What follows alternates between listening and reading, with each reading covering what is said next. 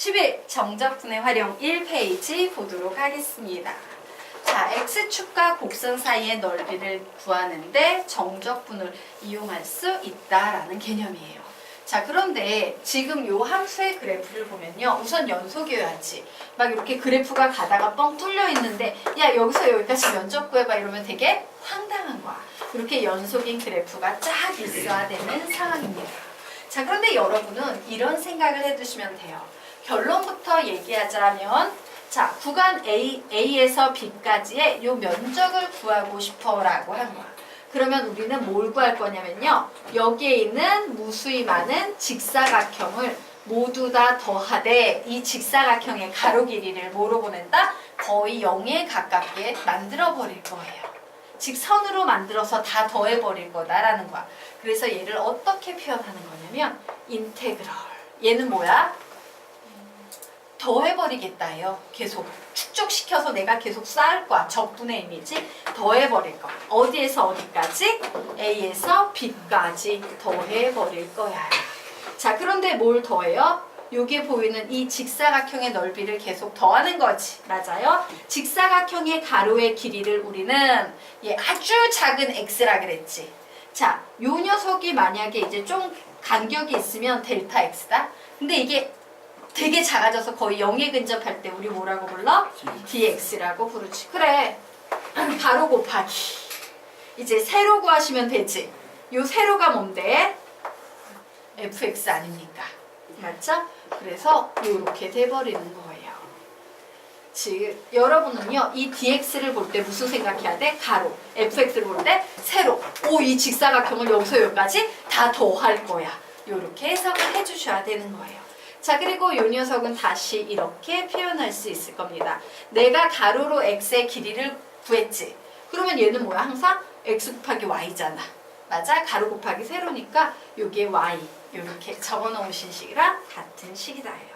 즉 뭐야? y구나. 세로. 요 길이는 dx라고 표현해야겠구나. 자, 그러면 보자. 이때 또 중요한 거. dx는 항상 양수죠. 아주 작긴 하지만 양수야. 근데 요게 보이는 fx는 어때? 양의 양수값을 가지고 있지? 위쪽으로 있으니까. 근데 문제는 뭐예요? 얘입니다. 얘는 dx는 양수다? 그런데 fx를 구하면 얘가 뭐가 나와? 음수값이 나와요. 그래서 얘를 모두 양수 곱하기 음수하면 음수 나오지. 얘를 계속 내가 더해버렸어. 그러면 전부 음수만 더하니까 음수만 나오겠네? 그래서 이와 같은 경우 어머, 선생님 필기 잘못해놨다. 미안해 얘들아. 죽을 죄 졌어. 예, 요 밑에다 적어 했는데 위에다 적었다. 미안합니다. fx가 죽을 죄 졌다. 예, 0 이상인 경우에 넓이 s를 구하시오라고 하면 인테그럴 a에서 b까지 세로 곱하기 가로 요렇게 되는데 요 식은 다른 표현으로 말하면 a에서 b까지 가로는 x의 길이고 세로는 y의 길이니까 y의 dx 요렇게 표현할 수 있다. 미안합니다. 선생님이 좀 더 올렸어야 했는데 너무 안 올려놨네 그림을. 자, 됐나요? 네. 그럼 여기는 뭐가 되겠어? 구간 a, b에서 fx가 0보다 작은 경우가 되겠죠. 자, 이 경우에는 적분을 구하면 전부 다 양수 곱하기 음수? 양수 곱하기 음수? 전부 음수가 되네. 그래서 우리는 넓이를 구할 때 어떻게 구해야 된다? 마이너스를 붙이셔야 돼요. 이 마이너스의 의미는 뭐야? 음수가 나오면 안 되니까 부호를 반대로 바꿔서 양수화 시킬 거야 라는 양수화 시키기 위한 부호예요. 음수값을 얘기하는 게 아니야. 그래서 얘도 fx, dx 즉 s는 마이너스 인테그럴 a에서 b까지 y dx 이렇게 표현할 수 있다예요. 자, 그러면 이제 세 번째 보도록 하겠습니다. 하지만 함수의 그래프가 어떻게 항상 x축 위에 있거나 항상 x축 아래에만 있겠니? 그래프 그리다 보면 위에도 있고 아래도 있고. 그래서 어떤 경우다? 일반적인 경우. 자, 이 녀석은 어떻게 푸는지 보도록 하자. 얘는요, 넓이를 구할 때요, 인테그럴, 어디에서 어디까지의 넓이를 구해? A에서 B까지의 넓이를 구할 거예요. 그런데 항상 넓이가 되기 위해선 양수가 돼야 되지. 그래서 뭔 짓을 하냐면 야 양수가 돼야 돼 y값이 항상. 그래서 절대값 붙여주는 거예요. 그럼 항상 가로 곱하기 절대값 붙었으니까 양수가 되겠죠? 그리고 가로는 dx라고 쓸 수 있을 겁니다. 즉 이 녀석은 인테그럴 a에서 b까지 절대값 y에 dx라고 풀 수 있어요.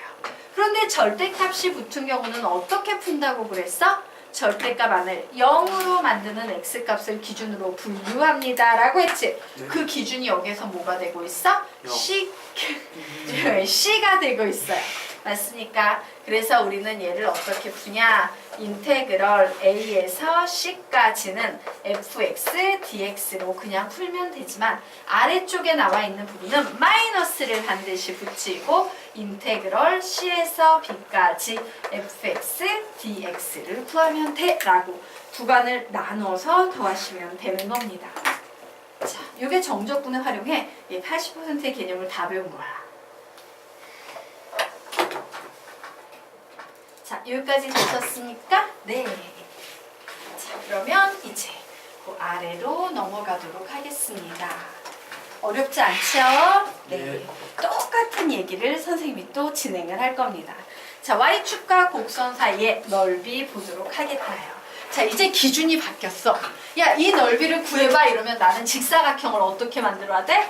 이렇게 만들어야 되는 거예요. 맞습니까? 즉 요번에는 뭐가 되겠어? dx가 아니라 아주 작은 y좌표값의 변화니까 dy가 오게 되는 거야. 그리고 이 길이는 뭔데? x. 그치? 얘는 x 곱하기 dy죠? 바뀌어서 문제를 풉니다.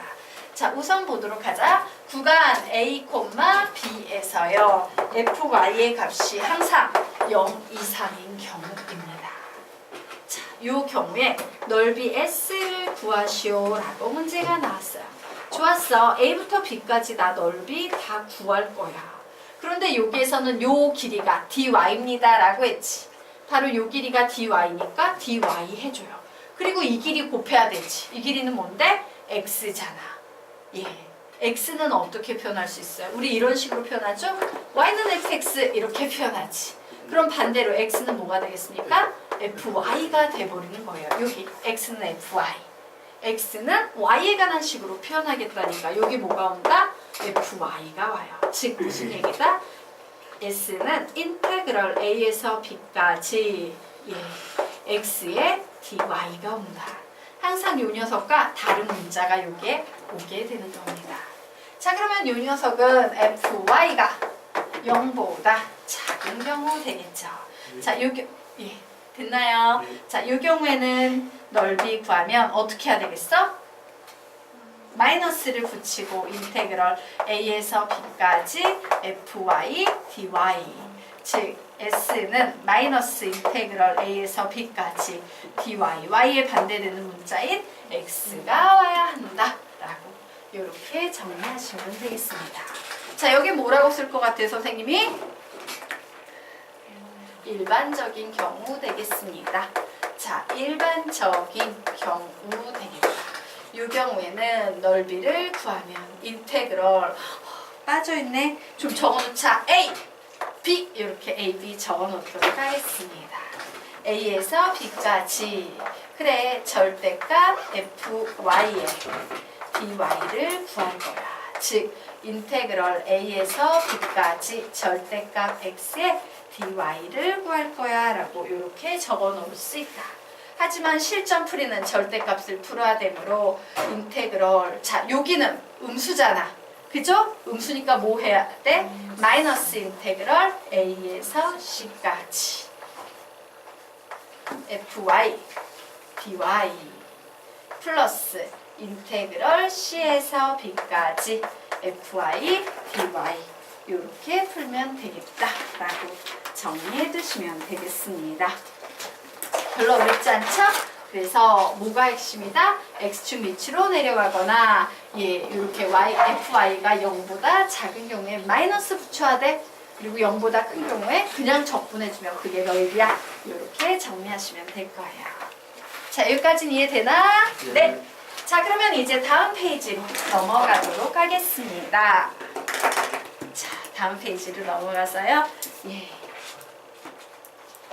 자, 자, 곡선 y는 x 플러스 1, x 마이너스 1, x 마이너스 3가 x축으로 둘러싸인 도형의 넓이를 구하시오 라고 문제가 나왔어요. 자, 몇 참수입니까? 3참수예요. 근데 이 3참수 되게 좋게 주어졌지. 우리에게 정부, 무슨 정보를 주고 있어요? 절편형의 식이에요. 우리 보통 이차함수를 표현할 때요. 이차함수를 표현하는 방법 ax의 제곱 플러스 bx 플러스 c라고 표현하기도 하고 y는 a의 x 마이너스 m의 제곱 플러스 n이라고 표현하기도 하고 y는 a의 x 마이너스 알파 x 마이너스 베타라고 표현하기도 하죠. 우리 이런 식을 무슨 식이라고 불러요? 일반형. 이런 식은 표준형. 이런 식은 절편형의 식이다 라고 불러요. 그래서 저 식도 보니까 3차함수에 무슨 형 되겠다? 절편형 되겠습니다. x의 절편을 노골적으로 알려주고 있어요. 자, 얘는 최고차항의 개수가 x의 세제곱으로 시작이 되기 때문에 이렇게 올라가는 그래프니까 이렇게 내려가는 그래프니까 올라가는 그래프가 나올 거예요. 그렇구나. 올라가는 그래프가 나오는데 x축이 여기에 이렇게 있고 자, 대답해봐. 얘가 뭐가 될까? 마이너스 1. 얘는 뭐가 될까? 얘는 뭐가 될까? 3이에요. 요 곡선과 x축으로 둘러싸인 도형의 넓이를 구하라니까 바로 요 넓이를 구하는 문제 되겠습니다. 구할 수 있지. 보여보세요. 네.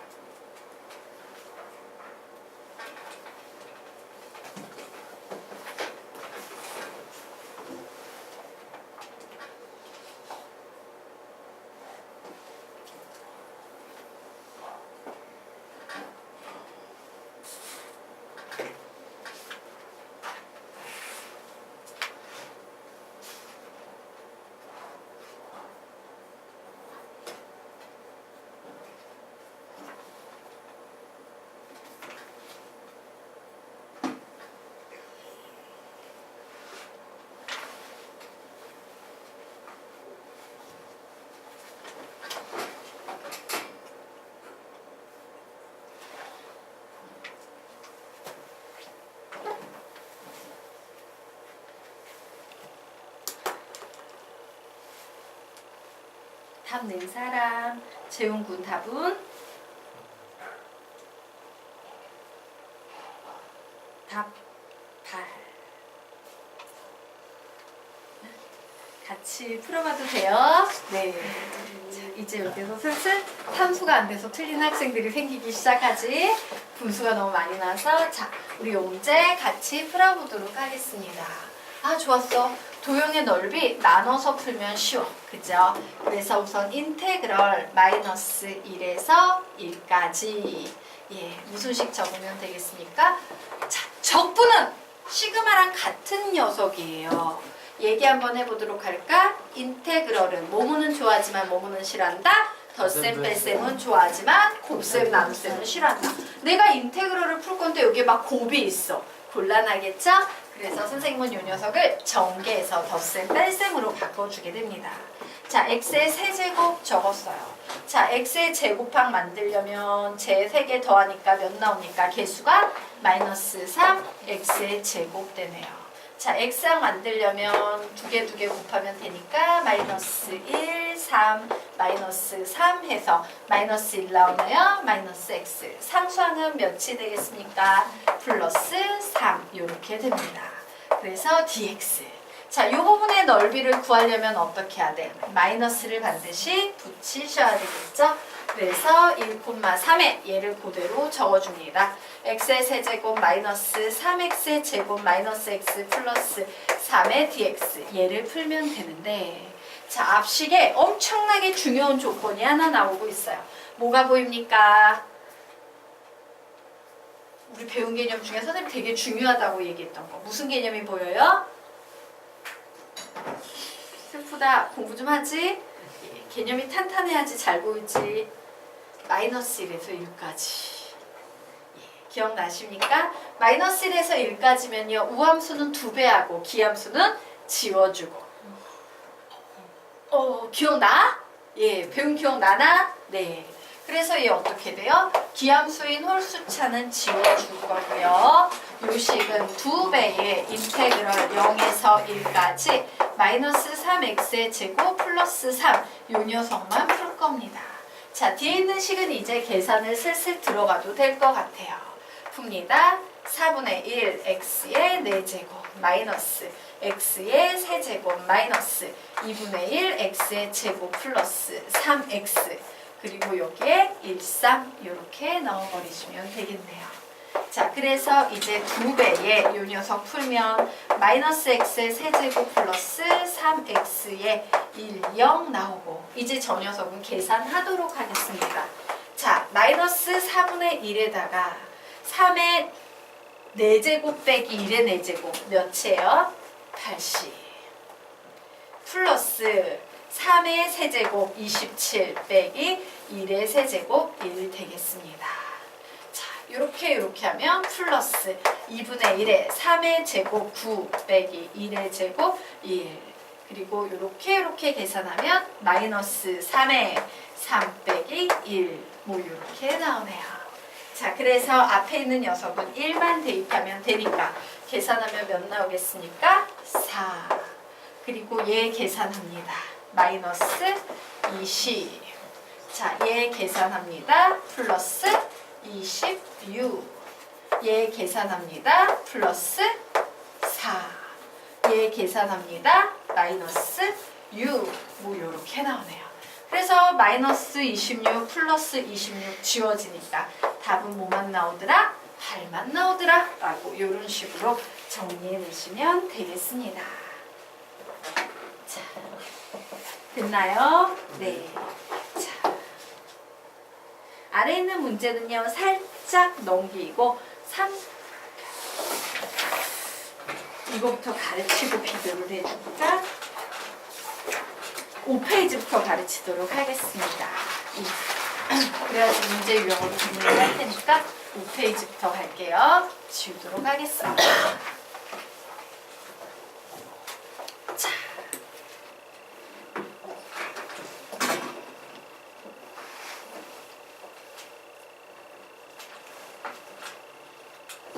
예. 자, 우리요 공식을 하나 좀 배워보도록 할 겁니다. 자, 인테그럴 알파에서 베타까지 a의 x-알파, x-베타의 dx는 이라는 구조를 가진 적분값을 구하는 공식에 대한 얘기를 해볼 거예요. 자, 얘를 구하는 방법은 마이너스 6분의 a의 베타-알파의 세제곱이라고 이렇게 손쉽게 공식화 시켜서 구하면 편합니다. 왜? 굉장히 많이 나오는 유형의 문제이기 때문에 일일이 푸느니 이렇게 공식으로 풀면 시간을 벌 수 있습니다. 자, 그러면 요 식의 구조적인 특징 한번 보도록 하겠다. 자, 얘 딱 보니까 얘 몇 차 함수예요? 2차 함수예요. 자, 이차함수인데 내가 쟤를 그림으로 그리기 위해서 저 녀석에 y는을 붙여서 이차함수를 만들어 버리면 이런 그림이 나오는 거예요. 그런데 이 점의 좌표가 뭐가 되는 거예요? 알파. 얘가 뭐가 되는 거예요? 베타. 그리고 뭘 구하는 거예요? 바로 이런 적분값을 구하는 문제 되는 겁니다. 자, 이와 같이요. 2차 함수가 나오고요. 요 끝에서, 교점의 끝에서 끝까지 구하는 요런 패턴의 문제가 나오면 우리는 무조건 마이너스 6분의 a의 베타 마이너스 알파의 세제곱이라는 공식을 이용해서 답을 내도 된다입니다. 자, 그래서 한 2줄 정도 쓸 겁니다. 위쪽에다가 필기를 하도록 하자. P적분함수 fx가 2차 함수일 때는 P적분함수 fx가 2차 함수일 때는 P적분함수 fx가 2차 함수일 때는 아래끝 위끝 대입해서 0이 나오면 이 공식을 사용한다.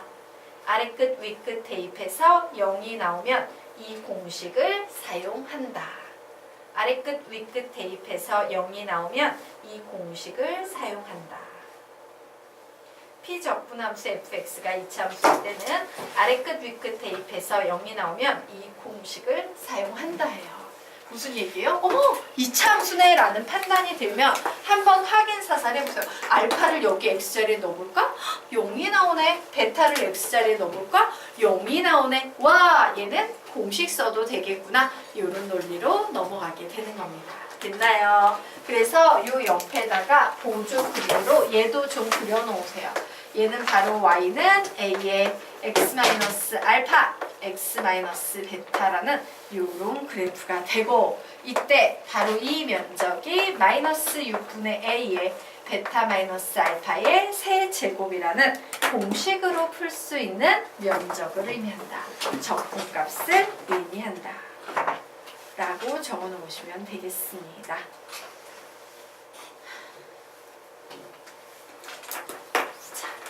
되겠습니까? 자, 그러면 지금부터 이 공식의 유도 과정을 보이도록 하겠다. 주면 안 되는구나. 네.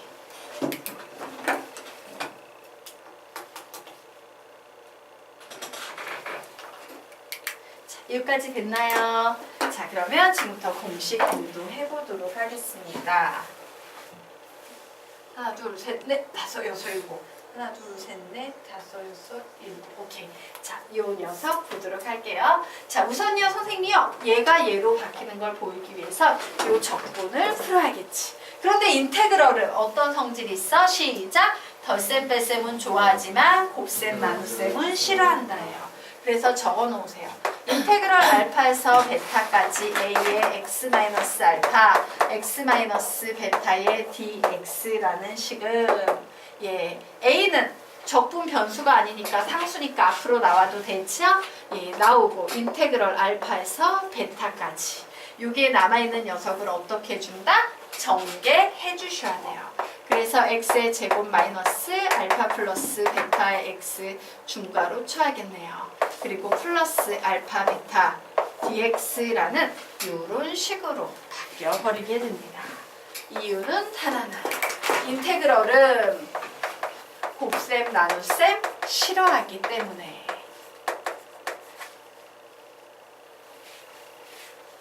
자, 됐죠?